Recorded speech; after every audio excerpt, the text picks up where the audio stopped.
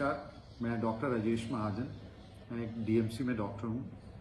मैं अब आम पब्लिक को, क्योंकि अभी पीछे काफ़ी दिन से लोग देख रहे हैं कि डेंगू के केसेस बढ़ रहे हैं। डेंगू एक ये बीमारी जो कि इस सीज़न में पोस्ट मॉनसून आती है, ये लुधियाना वासियों के लिए कोई नई चीज़ नहीं है। हर साल हम देखते हैं, हर साल इससे लोगों की डेथ्स भी होती हैं, हॉस्पिटलाइजेशन भी होती है, जिससे कि फाइनेंशियल बर्डन भी लोगों के ऊपर काफ़ी बढ़ता है।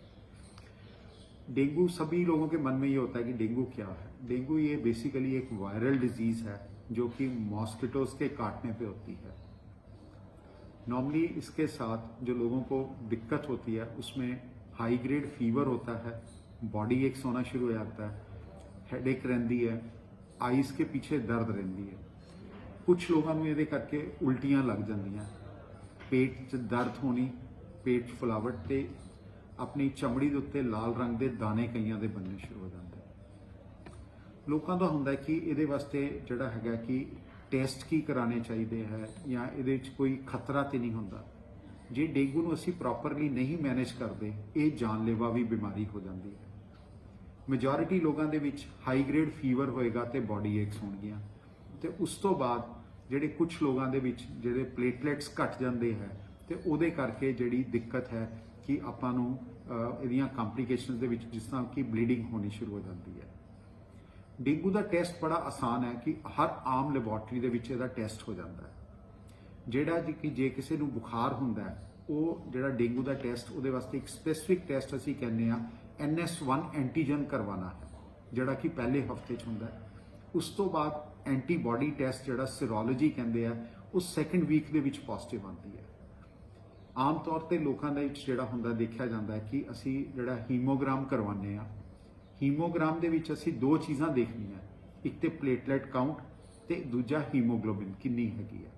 ਕਿਉਂਕਿ ਡੇਂਗੂ ਦੇ ਵਿੱਚ ਪਲੇਟਲੇਟਸ ਘਟਨੇ ਆ ਤੇ ਹੀਮੋਗਲੋਬਿਨ ਵਧਣੀ ਸ਼ੁਰੂ ਹੋ ਜਾਂਦੀ, ਮਤਲਬ ਹੈ ਕਿ ਖੂਨ ਗਾੜਾ ਹੋਣਾ ਸ਼ੁਰੂ ਹੋ ਜਾਂਦਾ ਹੈ।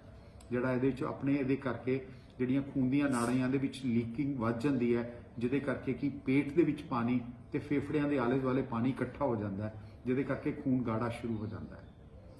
ਇਹਦੇ ਵਾਸਤੇ ਕੋਈ ਸਪੈਸੀਫਿਕ ਟ੍ਰੀਟਮੈਂਟ ਨਹੀਂ ਹੈ।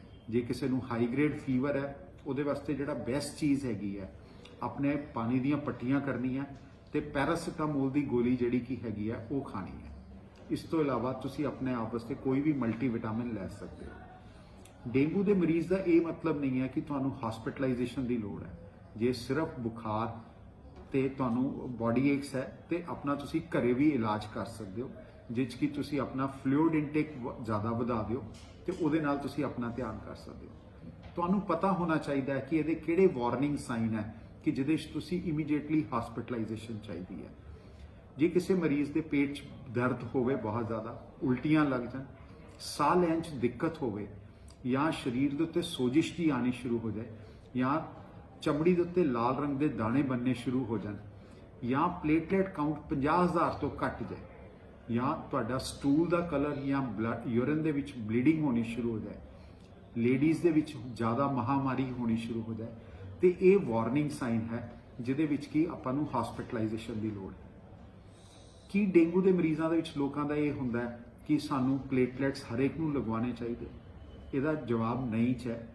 ਜੇ ਕਿਸੇ ਨੂੰ ਵੀ ਜੇ ਬਲੀਡਿੰਗ ਹੋ ਰਹੀ ਹੋਵੇ ਜਾਂ ਤੁਹਾਡੇ ਪਲੇਟਲੇਟ, ਅਸੀਂ ਕਹਿੰਦੇ ਆ, ਸਾਡੀ ਕਿਤਾਬਾਂ ਲਿਖਦੀਆਂ ਕਿ 10,000 ਤੋਂ ਘਟਦੇ ਆ ਤਾਂ ਪਲੇਟਲੇਟਸ ਦੀ ਲੋੜ ਹੈ। ਪਰ ਜੇ ਕਿਸੇ ਨੂੰ ਬਲੀਡਿੰਗ ਹੋਵੇ, ਅਸੀਂ ਪਹਿਲਾਂ ਵੀ ਪਲੇਟਲੇਟਸ ਲਗਵਾ ਦਿੰਦੇ ਆ। ਹਸਪੀਟਲ ਦੇ ਵਿੱਚ ਵੀ ਮੈਜੋਰਿਟੀ ਆਫ ਡਾਕਟਰਸ ਨੇ ਸਿਰਫ ਫਲੂਇਡਸ ਦੇਣਾ ਕਿ ਅਸੀਂ IV ਫਲੂਇਡਸ ਲਗਾਉਂਦੇ ਆ, ਟੈਂਪਰੇਚਰ ਕੰਟਰੋਲ ਕਰਦੇ ਆ, ਹਾਈਡਰੇਸ਼ਨ ਕੰਟਰੋਲ ਕਰਦੇ ਆ ਤੇ ਸਿੰਪਟੋਮੈਟਿਕ ਟ੍ਰੀਟਮੈਂਟ ਦਿੰਦੇ ਆ। ਕੁਝ ਲੋਕਾਂ ਦੇ ਵਿੱਚ, ਪਰਸੈਂਟੇਜ ਆਫ ਲੋਕਾਂ ਦੇ ਵਿੱਚ ਇਹਦੇ ਵਿੱਚ ਕੰਪਲਿਕੇਸ਼ਨਸ ਬਹੁਤ ਜ਼ਿਆਦਾ ਹੋ ਜਾਂਦੀਆਂ, ਜਿਹਦੇ ਵਿੱਚ ਕਿ ਜੇ ਬਾਈ ਚਾਂਸ ਇਹਦੇ ਕਰਕੇ ਲਿਵਰ 'ਚ ਸੋਜਿਸ਼ ਹੋ ਜਾਏ, ਲਿਵਰ ਫੇਲਿਅਰ ਹੋ ਜਾਂਦਾ, ਗੁਰਦਿਆਂ ਦੇ ਆਪਣਾ ਜੇ ਫਲੂਇਡ ਘੱਟ ਲੈਂਦੇ ਆ ਤੇ ਗੁਰਦਿਆਂ ਦੇ ਉੱਤੇ ਅਸਰ ਹੋ ਜਾਂਦਾ, ਬਲੱਡ ਪ੍ਰੈਸ਼ਰ ਘਟ ਜਾਂਦਾ, ਜਿਹਨੂੰ ਕਿ ਅਸੀਂ ਜਿਹਦੇ ਵਿੱਚ ਕਹਿੰਦੇ ਆ ਕਿ ਡੇਂਗੂ ਸ਼ੌਕ ਸਿੰਡਰੋਮ ਚਲਾ ਗਿਆ। ਸੋ ਡੇਂਗੂ ਸ਼ੌਕ ਸਿੰਡਰੋਮ ਦੇ ਵਿੱਚ ਫਿਰ ਸਾਡੇ ਕੋਲ ਇਹਦੇ ਵਾਸਤੇ ਸਿਰਫ ਸਿੰਪਟੋਮੈਟਿਕ ਟ੍ਰੀਟਮੈਂਟ ਹੈ। ਜੇ ਕੋਈ ਬੰਦਾ ਡੇਂਗੂ ਸ਼ੌਕ ਸਿੰਡਰੋਮ ਚਲਾ ਗਿਆ, ਉਹਦੇ 'ਚ ਮੋਰਟੈਲਿਟੀ ਬਹੁਤ ਜ਼ਿਆਦਾ ਹੈਗੀ ਹੈ ਤੇ ਉਹਦੇ 'ਚ ਸਪੋਰਟਿਵ ਕੇਅਰ ਨੇ ਹੀ ਤੁਹਾਨੂੰ ਕੰਮ ਕਰਨਾ ਹੈ। ਸੋ ਇਹਦਾ ਮਤਲਬ ਹੈ ਕਿ ਜੇ ਇਸ ਬਿਮਾਰੀ ਤੋਂ ਅਸੀਂ ਆਪਣੇ ਆਪ ਦਾ ਬਚਾਅ ਕਰ ਲਈਏ ਤੇ ਉਹੀ ਬਹੁਤ ਵਧੀਆ ਚੀਜ਼ ਹੈ ਕਿ ਇਹ ਬਿਮਾਰੀ ਸਾਨੂੰ ਨਾ ਹੋਵੇ। ਤੇ ਬਚਾਅ ਵਾਸਤੇ ਕਿਹੜੀਆਂ ਚੀਜ਼ਾਂ ਜਿਹੜੀਆਂ ਕਿ ਅਸੀਂ ਆਮ ਕਰ ਸਕਦੇ ਹਾਂ। ਸਭ ਤੋਂ ਪਹਿਲੀ ਚੀਜ਼ ਹੈ ਕਿ ਅਸੀਂ ਮੋਸਕੀਟੋਜ਼ ਦੀ ਬਰੀਡਿੰਗ ਰੋਕੀਏ। ਮੋਸਕੀਟੋ ਨੇ ਕਿੱਥੇ ਬਰੀਡ ਕਰਨਾ? ਜਿੱਥੇ ਵੀ ਫਰੈਸ਼ ਵਾਟਰ ਹੋਏਗਾ। ਤੁਹਾਡੇ ਘਰਾਂ ਦੇ ਵਿੱਚ ਫਲਾਵਰ ਪॉट्स ਹੈ, ਕੂਲਰਸ ਹੈ, ਏਸੀਜ਼ ਦੇ ਥੱਲੇ ਹੈ, ਟਾਇਰਸ ਪਏ ਆ, ਜਾਂ ਕਿਤੇ ਵੀ ਕਚਰਾ ਪਿਆ, ਉੱਥੇ ਪਾਣੀ ਜਦੋਂ ਵੀ ਇਕੱਠਾ ਹੋਏਗਾ ਉਹਦੇ 'ਚ ਮੱਛਰ ਨੇ ਪੈਦਾ ਹੋਣਾ। ਲੋਕ ਕਹਿੰਦੇ ਅਸੀਂ ਮੋਸਕੀਟੋ ਰਿਪੈਲੈਂਟ ਘਰੇ ਔਨ ਕਰਕੇ ਰੱਖਦੇ ਹਾਂ, ਪਰ ਇਹ ਮੋਸਕੀਟੋ ਨੇ ਡੇ ਟਾਈਮ ਦੇ ਵਿੱਚ ਬਾਈਟ ਕਰਨੀ ਹੈ। ਸੋ ਮੋਸਕੀਟੋ ਦੀ ਬਰੀਡਿੰਗ ਜੇ ਅਸੀਂ ਪ੍ਰੀਵੈਂਟ ਕਰਦੇ ਹਾਂ ਤੇ ਉਹਦੇ ਨਾਲ ਆਪਣਾ ਇਹ ਬਿਮਾਰੀ ਤੋਂ ਬਚਿਆ ਜਾ ਸਕਦਾ ਹੈ। ਤੇ ਜੇ ਕਿਸੇ ਨੂੰ ਵੀ ਕੋਈ ਸਿੰਪਟਮਸ ਹੁੰਦਾ ਹੈ, ਉਹਨੂੰ ਇਗਨੋਰ ਨਹੀਂ ਕਰਨਾ ਚਾਹੀਦਾ।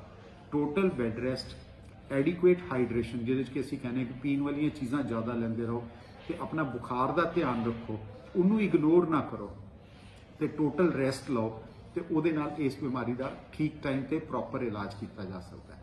ਜੇ ਕਿਸੇ ਨੂੰ ਕੋਈ ਕੰਪਲਿਕੇਸ਼ਨ ਹੁੰਦੀ ਹੈ, ਇਮੀਡੀਏਟਲੀ ਹਸਪੀਟਲ 'ਚ ਜਾਓ ਤੇ ਉਸ ਟਾਈਮ ਤੇ ਉਹਦਾ ਇਲਾਜ ਹਸਪੀਟਲ ਦੇ ਵਿੱਚ ਟੈਸਟ ਕਰਾ ਕੇ ਇਲਾਜ ਕਰਨਾ ਚਾਹੀਦਾ ਹੈ।